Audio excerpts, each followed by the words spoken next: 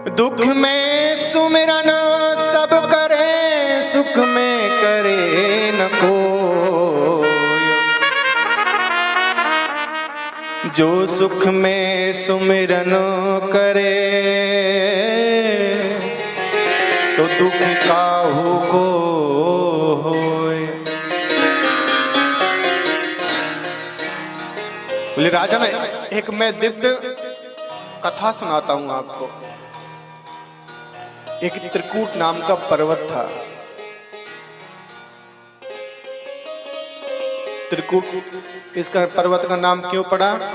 क्योंकि इसमें 3 शाखाएं थी, बड़ी ऊंची ऊंची थी, इसलिए इसको त्रिकूट कहा गया। और उस त्रिकूट पर्वत पर एक गजराज रहता था,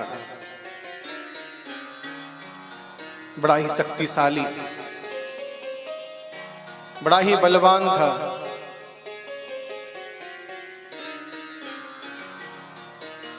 एक दिन गजराज अपने घर पर बैठा हुआ था। देखिए, जब हमारे अंदर मद आता है ना, मद अहंकार, फिर हम किसी को कुछ नहीं समझते, बस एक ही बात याद रहती है, बस मैं हूं जो कुछ हूं, मेरे सिवाय संसार में दूसरा कोई नहीं है। अब वो मद, वो अहंकार, चाहे पैसे का हो या दौलत का हो, संपत्ति का हो, वैभव का हो, किसी का भी हो, बस अहंकार आ गया और अहंकार ही हमारा नाश करता है।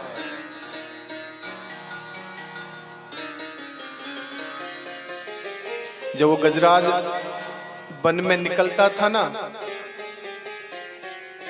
जो छोटे छोटे जीव जंतु थे वो डर के मारे बगल में हो जाते और प्रणाम करते। अरे गजराज जी, हम छोटे छोटे जीवों को प्रणाम स्वीकार करना क्यों करते थे? भाई बड़ा बलवान है, कहीं मार ना दे, कहीं कुछ कह ना दे। अगर हाथी के नीचे, हाथी के पैर के नीचे हम आ गए तो हमारा जीवन समाप्त हो जाएगा। इसलिए वो छोटे छोटे जीव उस हाथी से डरते थे और हाथी को इसी बात का अहंकार आ गया, देखो ये सारे जीव मुझसे डरते हैं, मैं इनसे बलवान हूं, बलिष्ठ हूं, इनका राजा हूं मैं। लेकिन कहते हैं शेर को सवा शेर मिल ही जाता है। और एक दिन गजराज अपने घर पर बैठा हुआ था तो बच्चों ने कहा, बोले पिताश्री, हमें बहुत समय व्यतीत हो गए घर पर बैठे बैठे, आप कहीं हमें घुमाने नहीं ले जाते। हमारी भी इच्छा होती कहीं घूमने जाने की।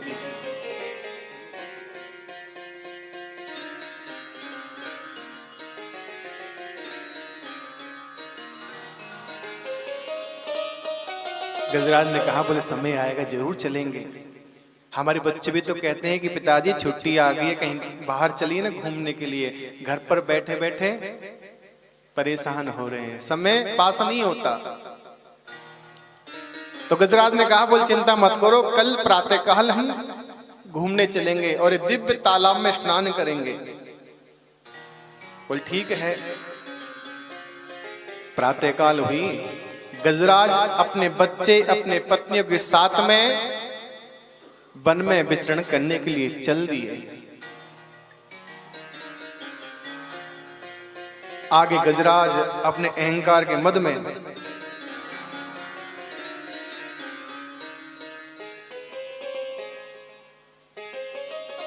आज लड़ाई किसकी है? लड़ाई पूंछ की है। किसकी है? पूंछ की। अगर पूछे तो परेशान, ना पूछे तो ही परेशान। कहते हैं भैया इन्होंने हमें पूछा नहीं है, अरे ये बड़े पैसे वाले हो गए, इन्होंने हमें टोका नहीं है। अगर पूछ लिया जाए तो क्या कहते हैं, ज्यादा पैसा इसलिए बड़ी बड़ी बातें करता है, अहंकार में कहता है और हाँ ठीक हो, कोई कमी तो नहीं है ना। अब गजराज जब चल रहा था, पीछे पीछे पत्नियां बच्चे सब साथ चल रहे हैं और तालाब में स्नान करने के लिए पहुंचे।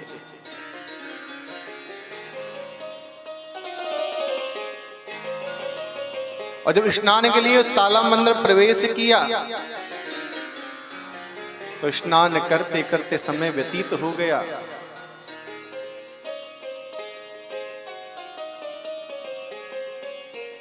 बच्चे स्नान करके बाहर आ गए, पत्नियां स्नान करके बाहर आ गई, लेकिन गजराज महाराज स्नान में ऐसा मस्त रहे कि उनका निकलने का नाम ही नहीं करता।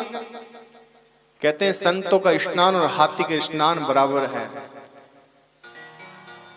हाथी सूंड में पानी भरता है, फिर अपने ऊपर डालता है, फिर बाहर निकलता है, मिट्टी में फिर लेट जाता है, फिर स्नान करता है। कहते हैं बड़ा हाथी स्नान हो रहा भैया, तू हाथी जो अभी नहायो ना है, अभी तक तो हाथी भी नहा ले, तो तू इतना कैसे नहा रहा जब तक नहायो ना है।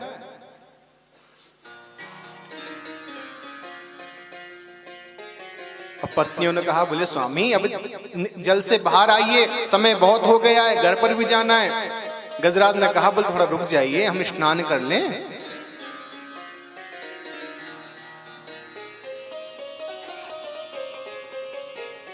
जब गजराज नहीं निकला तो जल के अंदर एक ग्राह था, उस ग्राह ने गजराज का पैर पकड़ लिया। जैसे निकलने के लिए तैयार हुए तो उस ग्राह ने उसको पैर इतना मजबूती से पकड़ा कि जल के अंदर खींच लिया। क्योंकि जो जिस स्थल का जीव होता है उसकी प्रबलता उस पर अधिक होती है। ग्राह जल जीव है और उसके जल के अंदर शक्ति अधिक है। हाथी ने सोचा होगा कोई छोटा मोटा जीव जंतु, पैर कहीं फंस गया होगा, पकड़ लिया होगा, ने छूट जाएगा। ये भी तो हो सकता है कि कीचड़ में पैर फंस गया हो। हाथी ने ध्यान नहीं दिया। जब उस ग्राह ने पैर अच्छे से पकड़ के और अपनी शक्ति के द्वारा और नीचे खींचा, अब तो गजराज को यही लगने लगा कि शायद अब मेरा पैर किसी ने पकड़ लिया है, अब मेरा शरीर जल के अंदर और जा रहा है। गजराज ने कहा, बोले देवियों, मुझे ऐसा लग रहा है जैसा मेरा किसी ने पैर पकड़ रखा हो। पत्नियों ने कहा, बोले महाराज आपका स्नान करने का बहाना है, आप झूठ मत बोलिए, जल्दी बाहर आ जाइए, झूठ बोलकर और ज्यादा स्नान करना चाहते हो। बोले नहीं नहीं, सत्य कहता हूं मैं। जब काफी बार बोला गया पत्नियों को, तो पत्नियों ने आपस में सूंड फंसाकर गजराज को जल से बाहर निकालने की चेष्टा की, लेकिन गजराज निकल नहीं पा रहा था। गजराज ने कहा, बोले पर अपनी शक्ति से हमें खींचिए, हम बाहर आना चाहते हैं, और ये लगता है किसी जीव ने मेरा पैर पकड़ रखा है, इसलिए मैं जल के अंदर और जा रहा हूं, मुझे जल्दी बचाइए, नहीं तो ऐसा ना हो कि कहीं मेरी मृत्यु हो जाए। पत्नी बच्चे सब गजराज को निकालने लगे, लेकिन गजराज निकल नहीं पाया, और पत्नियों ने हार थक कर सूंड को छोड़ दिया और कहा, बोले महाराज अब हमारे बस की बात नहीं है, आप यही रहो, हम जा रहे हैं। गजराज ने कहा, अरे नहीं नहीं देवियों, मुझे जल से निकालिए, मेरा पैर इस जल के अंदर आ जा रहा है, मुझे बचाइए। देवियों ने कहा, बोले अब हमारे अंदर सामर्थ्य नहीं है। गजराज ने कहा, बच्चों तुम तो मेरी सहायता करो। बच्चों ने कहा, बोले पिताजी हम भी अब थक गए हैं। और गजराज को उस जल के अंदर छोड़ के सारा परिवार अपने घर को लौट गया। गजराज ने कहा, बोले जिस दिन मैंने गजराज ने कहा, मैं हर समय अपने परिवार का पालन पोषण करने के लिए सुबह से शाम निकलता था, पेट भरने के लिए कि मेरे परिवार का अच्छे से पालन पोषण होगा, और जब विपदा आई तो मेरा परिवार मुझसे दूर जा रहा है। गजराज रोने लगा, अरे मैंने जिसके लिए कमा कमा के धन इकट्ठा कर रखा था कि मेरे बच्चों को कोई दुख ना हो, मेरे बच्चे हमेशा सुखी रहें, आज वही बच्चे, वही पत्नियां, वही मेरा परिवार जन मुझे विपदा में छोड़कर चला गया। गजराज रोने लगा और कहा कि ऐसा परिवार नहीं चाहिए मुझे। गजराज मन में सोचने लगा, ये मेरा अहंकार ही है जो आज मुझे मौत के मुंह में ले आया। अगर मैं पहले से भगवान का गुणगान करते रहता तो आज मेरी ये मृत्यु के निकट में नहीं पहुंच पाता। गजराज मन में सोचता है कि अब मैं चाहे कैसा भी पहले पापी था, अब मैं हमेशा पुण्य करूंगा। गजराज ने मन में कहा कि अगर मैं इस प्रभु के नाम का सहारा लेकर अगर पहले से करता रहता, राम नाम रूपी डोर को पकड़ कर रहता, तो मेरे कन्हैया, मेरे गोपाल मुझे जरूर बचाने आता है। लेकिन कभी मैंने उसका नाम तो लिया ही नहीं, बस हमेशा अपने अहंकार में रहता था। लेकिन गजराज के मन में एक शंका थी, क्या भगवान का नाम हमें तार सकता है क्या? तो सुखदेव जी महाराज राजा परीक्षित को एक दृष्टांत और सुनाते हैं।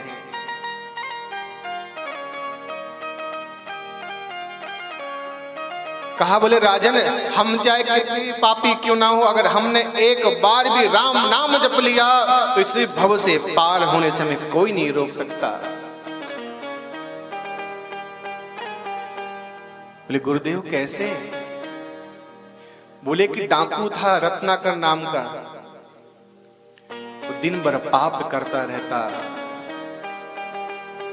पशुओं को मारता, जीव जंतुओं को मारता, चोरी करता, दूसरे को लूट लूट कर धन इकट्ठा करता, और अपना डेरा इस सुनसान जंगल में बनाकर जो उस रास्ते से निकलता उसका धन छीन लेता। एक दिन वो रत्नाकर डाकू मध्य रात्रि में एक वृक्ष के नीचे बैठा हुआ था। उसी रास्ते से नारद जी महाराज निकले और नारद जी महाराज को देखकर रत्नाकर डाकू ने उनको बंदी बना लिया और कहा, अरे बाबा कहाँ जा रहे हो आप? आपके पास जितना भी धन है सारा हमें दे दीजिए, वरना आपको हम मार देंगे। नारद जी ने कहा, बोले भैया हमारे पास तो राम रूपी धन के सिवा और कुछ भी नहीं है। बोले अच्छा, बोले झूठ बोलते हो? नारद जी ने कहा, बोले वो तो बात ठीक है, लेकिन बात बताओ, आप एक बात पूछें आपसे। बोले पूछो। बोले आप जो पाप करते हो, इस पाप में क्या आपका परिवार भी आपके साथ में है? रत्नाकर डाकू ने कहा, बोले बाबा, बोले बिल्कुल है, वो मेरे परिवार है, मेरे माता है, मेरे पिता है, मेरी पत्नी है, मेरे बच्चे हैं, सब हैं, इस कार्य में सारे सम्मिलित हैं। बोले एक बार घर जाकर पूछ के आओ ना एक बार आप। रत्नाकर डाकू ने कहा, बोले इसका मतलब ये था मैं पूछने जाऊंगा और आप यहां से भग जाओगे। नारद जी ने कहा, बोले चिंता मत करो, संत का वचन है, आप पुनः लौट के आओगे, हम आपको यहीं पर मिलेंगे। बोले नहीं नहीं विश्वास नहीं होता। बोले ठीक है भैया, विश्वास नहीं होता तो हमें इस वृक्ष के नीचे बांध दीजिए। और नारद जी को रत्नाकर डाकू ने बांध दिया और रत्नाकर डाकू अपने घर गया। जब घर गया ना तो घर के दरवाजे पर पिताजी मिले। पिताजी को कहा, पिताजी एक बात पूछें आपको? बोले पूछो। बोले जो कर्म हम कर रहे हैं, लूट अत्याचार चोरी चकारी का, इसमें आप हमारे साथ हो ना? पिताजी ने कहा, बोले भैया ना बिल्कुल नहीं, हम आपके पाप के भागी क्यों बने? महाराज रत्नाकर डाकू उदास हो गया और अंदर जब रत्नाकर गया तो माताजी मिली।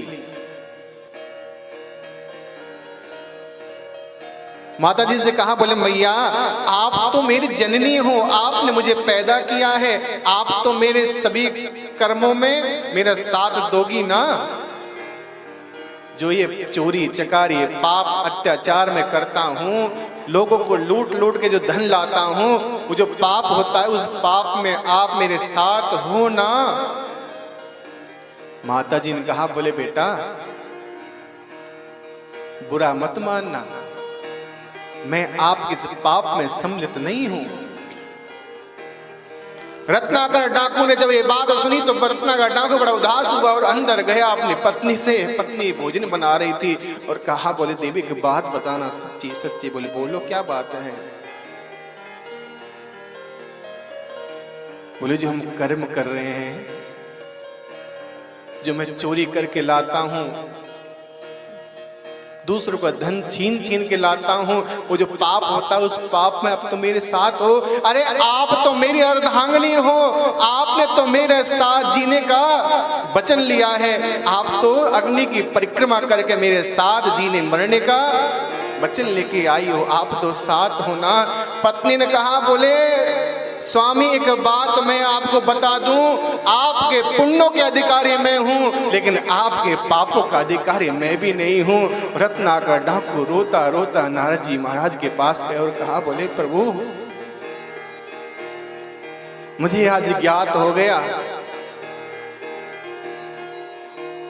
अपनों के लिए कितना भी अच्छा करो, जब समय विपरीत आता है तो अपने भी अपने को त्याग देते हैं।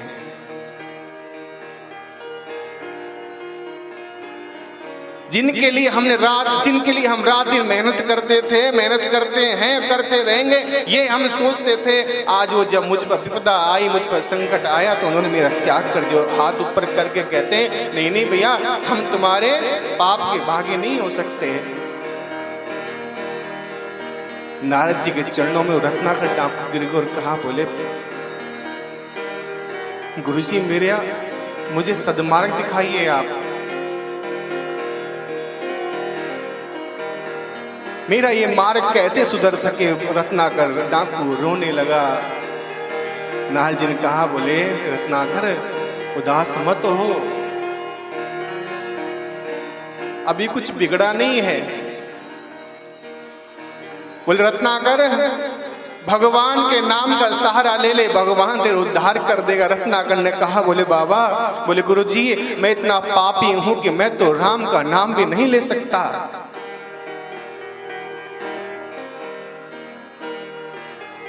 बोले मैं तो भगवान से यही मांगता हूं कि प्रभु मुझे मृत्यु दे दे, मैं मर जाऊं इस जीवन का अब जीकर मैं नहीं चाहता, मैं जीवन जीऊं, मैं जीवन को समाप्त करना चाहता हूं। रत्नाकर डाकू कहने लगा, गुरुदेव अब मैं मरना चाहता हूं। नारद जी सुंदर उपदेश देकर चले गए।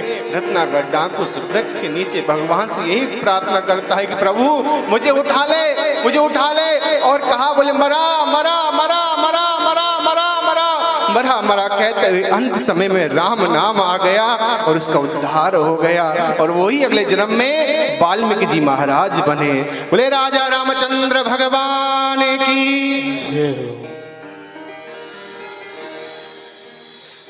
जब तक है जिंदगी फुर्सत न होगी काम से,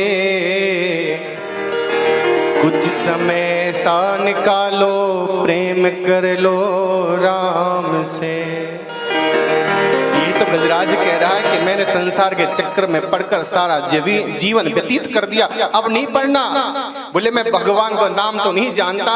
एक उस तालाब के अंदर से कमल को तोड़कर सूर्ण में फंसाया और कहा, बोले हे दीन बंधु दीनानाथ, हे करुणा सागर, आप तो पूरी सृष्टि का पालन करते हो जगन्नाथ, मेरी रक्षा करना।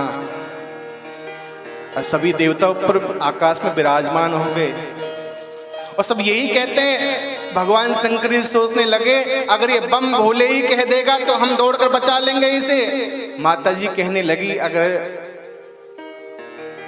दुर्गा जी कह दे, कुछ भी मेरा नाम ले लेगा तो मैं जाकर बचा लूंगी। सभी देवता अपने अपने बारे में सोचने लगे। तो गजराज ने कहा कि हे जगन्नाथ मेरी रक्षा करे। जो प्रभु वो करुणा सागर जिसके अंदर पूरा दुनिया पूरी सृष्टि समाहित है, वो आकर मुझे बचा ले। और ये पुकार भगवान श्री हरिनारायण ने सुनी और कहा, गज और ग्राह लड़े जल भीतर, गज और ग्राह लड़े जल भीतर, गज और ग्राह लड़े जल भीतर, गज और ग्राह लड़े जल भीतर, गज और ग्राह लड़े जल भीतर।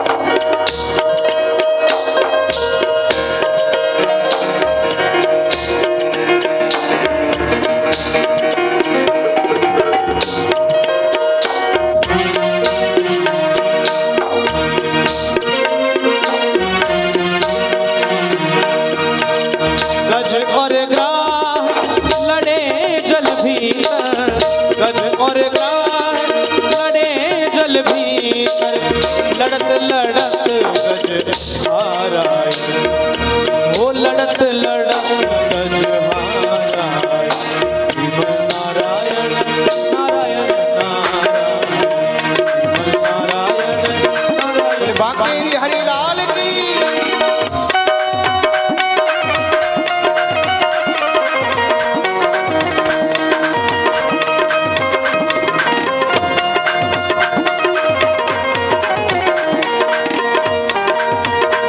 तहरीर बदल देता, तस्वीर बदल देता, पल में बदकिस्मत की तकदीर बदल देता। लाखों के भाग्य जगे एक बार पुकारे से, लाखों के भाग्य जगे एक बार पुकारे से, खाली ना गया कोई मेरे शाम के द्वारे से।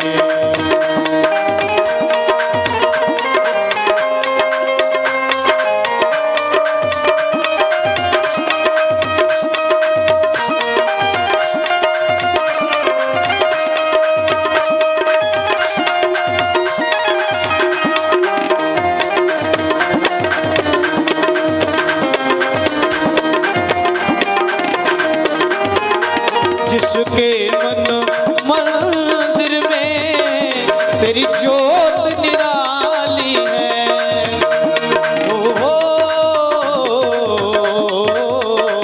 जिसके मन मंदिर में तेरी ज्योत निराली है, हर दिन वहाँ होली है, हर रात दिवाली है, हर दिन वहाँ होली है, हर रात दिवाली है।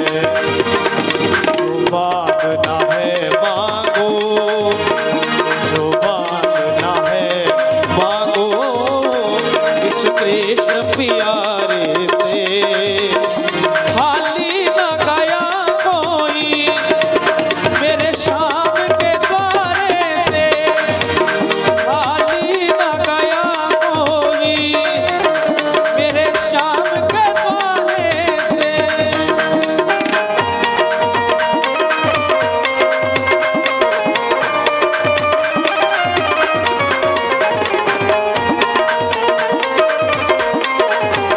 करुणा का सागर है कहती दुनिया सारी, पल में भंडार भरे ये कृष्ण कलाधारी, में भंडार भरे ये कृष्ण कलाधारी। बिक जाता मोल बिना ये भाव तराने में, हो बिक जाता मोल बिना ये भाव तराने में, लहराए बसंत छटा पतझड़ वीराने में, बन जाते रंग राजा एक बार निहारे से, खाली न गया कोई मेरे शाम के द्वारे से, मेरे शाम के द्वारे से, मेरे शाम के द्वारे। बोले बांके बिहारी लाल की जय। और जब भगवान से गजराज ने इतनी प्रार्थना की ना, तो गजराज की टेर उस परमपिता परमेश्वर ने सुनी। लक्ष्मी जी ने पूछा, बोले प्रभु कहां जा रहे हो? भगवान इतने बेग से गए